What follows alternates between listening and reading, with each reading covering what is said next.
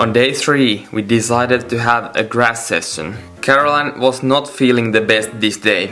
We did basic kicks as a starter, but even during them she felt tired. We decided to train only very basic things to strengthen her muscle memory on those. I tried to teach her how to have proper hip turnover during the tornado kick, but she didn't feel like being able to concentrate on it. She did a couple of reps on tornado hook cartwheel. After this, I wanted her to try it on her dark side just for fun. She started with the round hook cartwheel, and after she figured it out, she did the tornado hook cartwheel on her dark side. Just once though. After this, she got some kind of mental block and couldn't do it anymore. We decided to drill B-kicks instead because she wanted to get her legs higher up during them.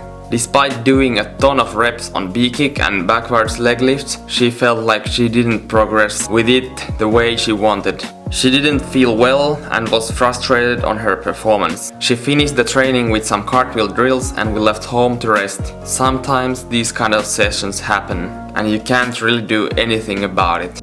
Day 4 was immediately on the next morning.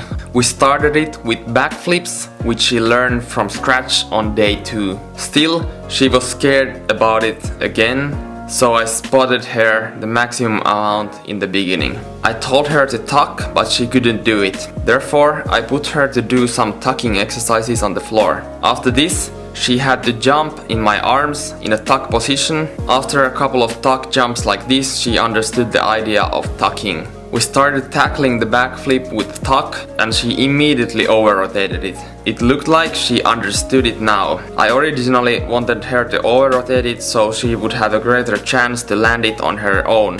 She did some nice backflips with me, helping only very slightly, but then she didn't commit to one and that destroyed her confidence. And we basically had to start the process from the start.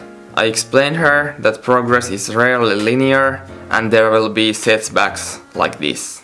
We started the process again, but she was more hesitant despite succeeding all the time. She had the thought of potentially not committing somewhere deep inside her head and could not stop thinking about it. It's very interesting how most humans have the tendency to not see the big picture and get stuck on the one negative thing among so many positive ones. Been there, done that. But she got some nice backflips done after this setback. She over-rotated them all because she said that there was no way she could think about the timing of opening up the tuck to land the backflip on her legs. She didn't fully recover her confidence, but judging by the amount of backflips, she knew for sure how to rotate it. Another surprise for me was that she did her front flips worse on the air track than on the hard and not nearly as bouncy spring floor. She struggled to land it on the air track, but on spring floor she got them fairly easily. I encouraged her to do the front flip to a smaller mat to mimic the floor landing more. She immediately over-rotated it and laughed about it. After this, she tried to get just the right amount of rotation and got the front flip pretty nicely. Next, she did some B-kicks with the intention of lifting the legs up higher than ever. After a while, she did them pretty nicely, although there was still room for improvement left. But we started training the aerial again instead of spending too much time on the B-kick. We did a ton of blasters and a ton of aerials. Here is a little montage of those.